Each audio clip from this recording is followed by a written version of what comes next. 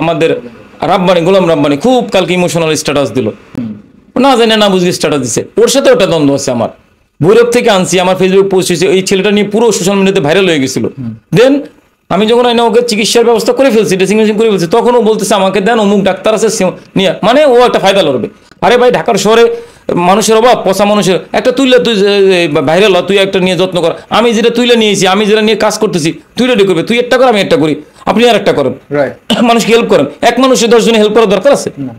আমি তো আনছি, হেল্প করবোই। আর রাব্বানি ওইটা দিতে না, কারণ ওইটা বেশি ভাইরাল হয়েছে, ওই পপুলারিটি হয়ে যায়।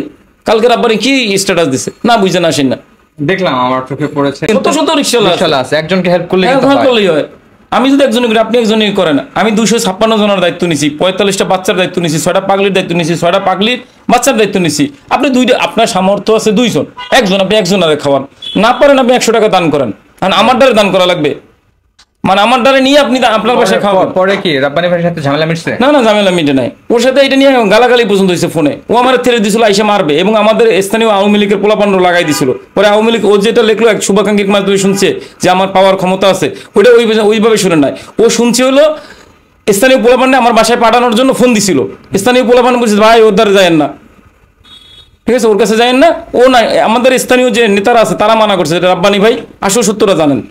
ও জিতের মাথায় আমার এখানে পোলাপান পাঠাইতে চাইছিল।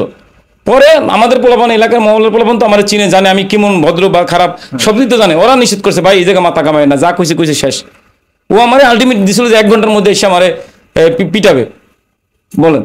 পরে আমি যদি পারলে আয়, তোর যদি সাহস থাকলে তুই আয়। কল রেকর্ড আমার কাছে এখনো আছে। হ্যাঁ, কালকেও স্ট্যাটাস দেয়।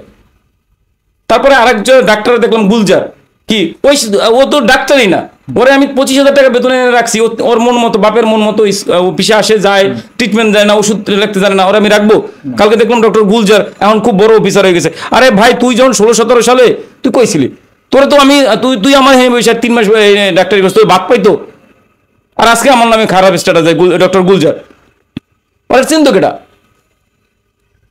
ওই গুলজারে উল্টা পাল্টা লেখে যে আমি ওইখানে ওই পরিবেশ পরিস্থিতি দেখে সরে গেছি। আরে তোরে রাখছি আমি, ওরা তো রাহি নেই চাকরিতে আমি ওই ডক্টর গুলজারে। ও কালকে দেখে নেগেটিভ ই করে আমার নামে, মানে আছে না হাতি এইসব বলে, গর্তে বলে সানসিরা লাথি মারে, ও লাথি মারে। ও ডাক্তার, ও ডাক্তারের যোগ্যতাই নাই। ও পিজিতে চাকরি করে, বিভিন্ন জায়গায় চাকরি করার যোগ্যতাই নাই। ও আমার বাবা মার ট্রিটমেন্ট দিতে পারে না, দেন ওরে এখানে চাকরি থেকে বাদ দিচ্ছে, আমি বাদ দিচ্ছি ওরে। ও কি আমার দুর্নাম করবে?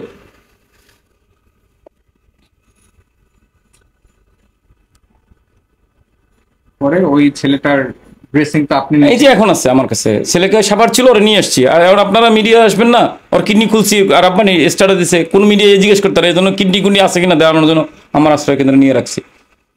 আচ্ছা, যাদের এরকম অভিযোগ আছে, এরকম কোনো মরদেহ যদি উত্তোলন করা হয়, সে চ্যালেঞ্জকে আপনি নিতে পারবেন? আমি তো নিশ্চয়ই সারাদিন তো ওই সংবাদটাই বললাম যে ভাই আমি কিছু রসিদ দিতেছি, 1-150 মানে রিসিট দিতেছি, আপনারা নিয়ে যে কোনো 5টা 2টা 1টা উঠাইয়া চেক করেন। যদি সেইটা না করেন, আমার কবরস্থানে যান, আমি গর্ত খুঁজকে দেই, আপনারা লাশ নিয়ে যান, পোস্টমর্টম করে আবার দিয়ে দেবেন, আমি মাটি চাপা দিয়ে দেবো, অসুবিধা কি? যে আমার এইখানে কাটাছেড়া করে অঙ্গহানি হয়েছে, এটা যদি প্রুভ করতে পারে।